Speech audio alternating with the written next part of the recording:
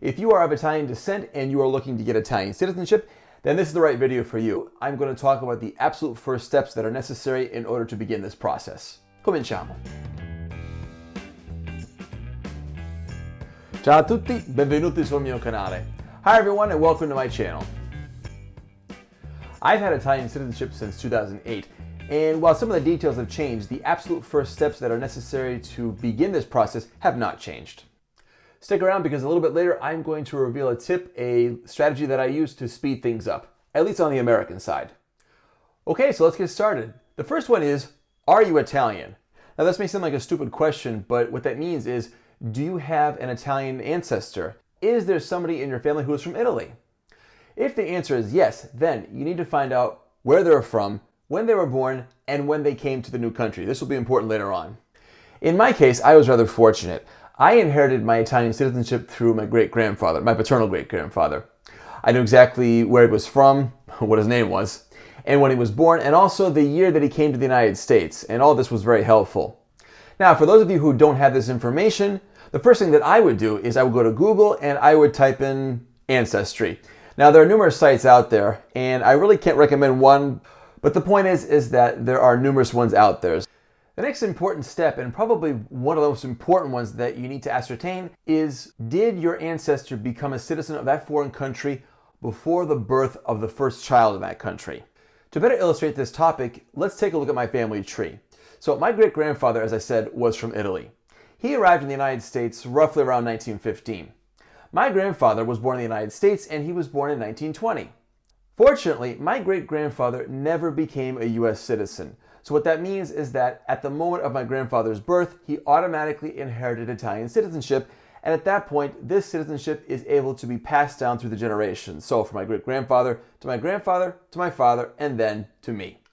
In all honesty, my case was very easy. It was all men, all the same last name, and as I said before, my great-grandfather was never a citizen, so I guess for the consulate it was rather easy. But some people are not that fortunate. Many Italian immigrants, however, did become citizens of the United States and other countries. For the rest of the video, I'm going to refer to the United States because that's where I'm from. But let's talk about a scenario in which maybe I would not have qualified for Italian citizenship.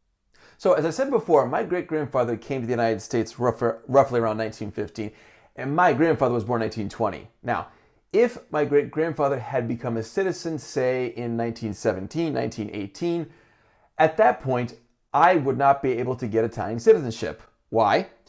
Because back then, according to Italian law, any Italian that went abroad and took the citizenship of another foreign country, it was seen as renouncing his Italian citizenship. And then at that point, the citizenship would not have been able to be passed down through the generations. Another scenario in which somebody might not be eligible for Italian citizenship would be if their ancestor left Italy as a child, and such is the case of my father's first cousin. So, like I said before, my grandfather was born in the United States, so therefore, my Italian immigrant was my great-grandfather, an adult, never became a U.S. citizen. Beautiful. However, my grandfather's brother, our Uncle Tony, left Italy at 2 years old. In fact, he was the last child born in this country before they immigrated. His son, my father's first cousin, is ineligible. And the reason why is because we found out a couple of years ago that he became a U.S. citizen at the age of 24, and this was before my father's cousin was born. So, my father and his cousin are the same generation. My father is eligible, but my cousin is not. In this video, I'm not going to talk too much about documents because there's a lot that you need. However, there is one in particular that I do want to talk about, and that is the Certificate of Naturalization. So for those of you that had an ancestor that did in fact become a citizen of the United States, then the consulate, they want proof of that. So they want to see his Certificate of Naturalization. If you have the original, great. But if you don't, then you need to write to the USCIS, the United States Citizenship and Immigration Services.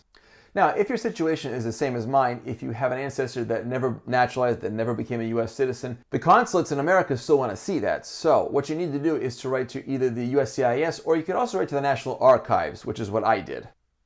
I say that with a bit of uncertainty because I did all this back in 2008, and so the best thing to do is to check your consulate's website and see exactly what they require. Things may have changed, things may be the same, or it just may depend on who you're dealing with, which consulate. One of the two is bound to give you what you need. So I needed proof that my great-grandfather was never a citizen of the United States. So I wrote to the National Archives. And I waited, and I waited, And I waited, and many months passed, unfortunately. Finally, I got tired of waiting, and I contacted them, and I wanted a status update. I was like number 50,000, and I thought, oh geez, this is really taking a long time. Per the advice of a friend, I decided to call up a local politician. My friend said that sometimes if you contact their offices, they can sometimes make phone calls and speak on your behalf. So that's what I did. I called them up, and I said that I was this local politician's constituent. I was, in fact, and also he was a customer at the cell phone store where I was working at the time.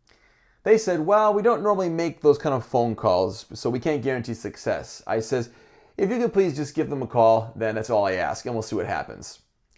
Lo and behold, I got the letter that I wanted within a week of the telephone call. Did this work? Well, it did for me. Disclaimer, I am not guaranteeing results with this method, but, it's worth a try. The other important situation that I want to talk about is the 1948 case. What does that mean? This means that if you are applying for Italian citizenship and there is a woman in your bloodline, there may be some complications. Let me explain. Before 1948, Italian women could not legally pass on citizenship to their children. They could hold citizenship, they just couldn't give it to their children. Fortunately, years later, the Italian courts found this law to be unconstitutional. However, the consulates still adhere to the law. In other words, it's not retroactive, and they follow the conditions that were true before 1948.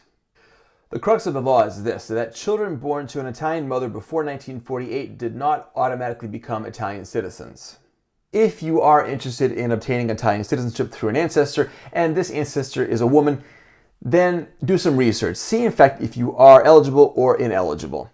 Next, I want to talk about two important years, and this is 1992 and 1861.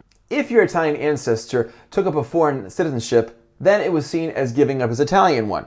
This was true until 1992. So what that means is that if your ancestor or you yourself acquired another citizenship, then it was not seen as losing your Italian citizenship. So any acquisition of foreign citizenship after 1992, you're still Italian, as far as I know.